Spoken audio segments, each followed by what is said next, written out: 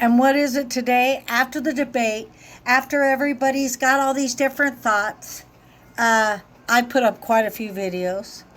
I'm sitting in front of my fan. I'm going to enjoy this day. I'm going to bring up some different topics and different things that I like to do. Sometimes I ask myself, Pamela, why do you like to come on here? What's the big deal? Does nobody really care or listen to you? No. I started out my journey with a hot sauce queen video. And it's, I guess, matured. You could say that. Things do grow, things do move. And they're just shared experiences. I really enjoy the messages that I get. And just, I guess it's part of my makeup DNA, whoever I am, what I become. And, I enjoy it. So if I can say some different things that maybe someone maybe wants to hear, could hear, or would like to hear, or, it's always a good day. It's always a good day to be private too, okay? You don't want to tell all to everybody. And there's plenty Miss Cool doesn't tell you, okay? That's a third person. I hear that a lot. Now, are you speaking in a third person? I'm like, well, I may, or I might. Isn't it my way to communicate? Are you going to judge me or try to control how I speak? Because it's probably not going to happen. And by now, you're probably thinking, here she goes. Well, it only takes one swipe of the finger to go away. So for those that want to stick around and hear some of the things that Pamela is going to say or talk about, why, you're more than welcome. As a matter of fact, I think I may go live and just talk to people. But anyway, I've been saying that for a long time. What I did want to say is, it's a beautiful day. I went on my walk, got that in. I put my shoes on, opened the front door, and I left. That seems like a mindset that I need to stay in touch with. I found a bike at a 5-star hotel I used to work at. I found it because it was parked by the garbage, and there's not one doggone thing wrong with it. Do you want to see it?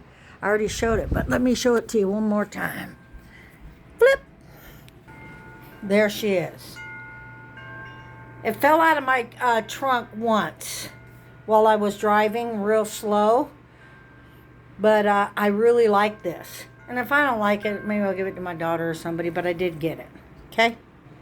So back to talking about some of the things I want to discuss.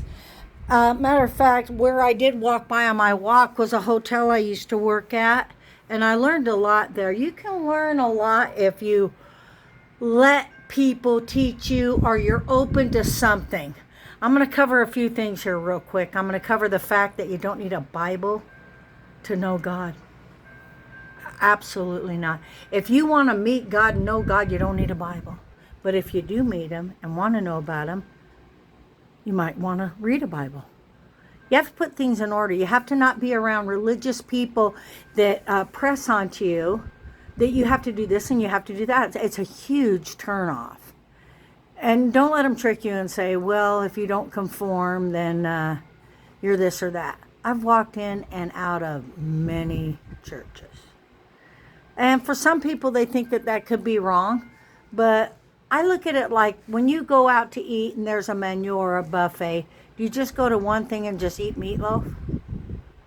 Do you just go to one thing and just eat Jell-O with the carrots in it? Or would you like to sample several things? So for those of you that like to judge or say this or say that, I have the freedom to sample. Also, we have an Italian ice cream that came and moved in across the street.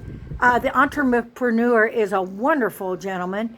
The place is immaculate. You could eat off the floors, okay? My grandmother, I think somebody used to say that, like who would eat off the floor? But it was clean, and it is clean.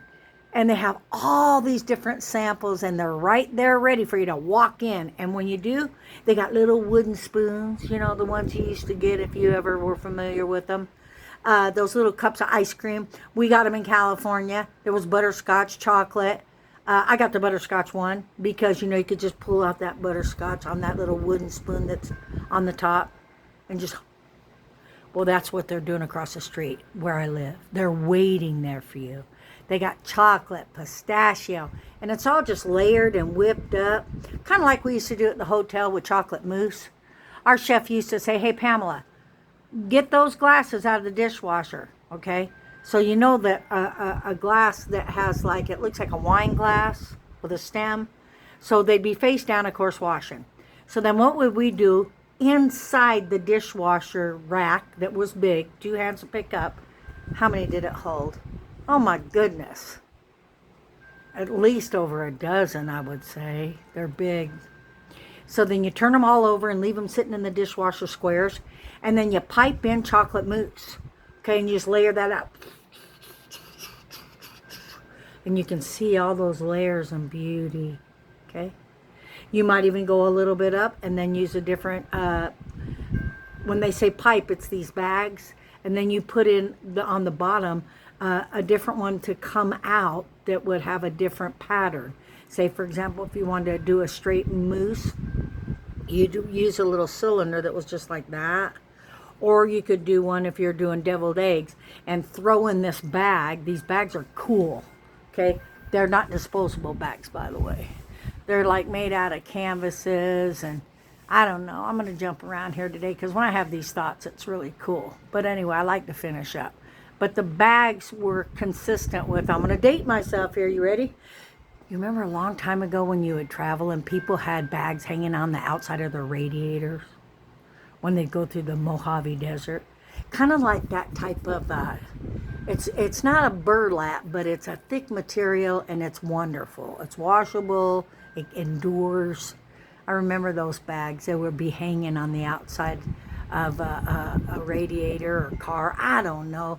It kind of was like weird. But anyway, and the bag had water in it in case you didn't have any water in your radiator. To sum this up, well, then you'd open up the top on these bags that had a rope and then put them in the radiator. So yeah, I'm dating myself. It's pretty cool, huh? We'll talk sometime about all the things that used to be that aren't now, like phone booths. Phone booths were really cool for Miss School. I really enjoyed phone booths. I enjoyed them a lot. I enjoyed a lot of things, but we'll go back to that. Right now I'm talking about how you pipe in the chocolate mousse. And you had different cylinders to throw down in there, okay? You could do one for deviled eggs. You know, you've got your empty eggs sitting there that's going to go out on a buffet. And you want to kind of have those kind of coming out that are real pretty and kind of have like edges on them, like a star or maybe flower-like, and you just go like that. And then that would be a different pattern than just a straight one. A lot of bakers out there, you don't have to work at a 5-star hotel to learn these things, but in there, it's quite cool. But is it cool? Is it cool for a chef to yell at you after all these years? Probably is. Just like this morning. I washed a cup, rinsed it out, and dried it. And I set it down on the counter. And I heard this faint voice from far away inside my memory bank that's located somewhere. For you intelligent geniuses out there that probably know right where that is. Do you? Things that you remember could be either located in the chamber of your heart or in your brain.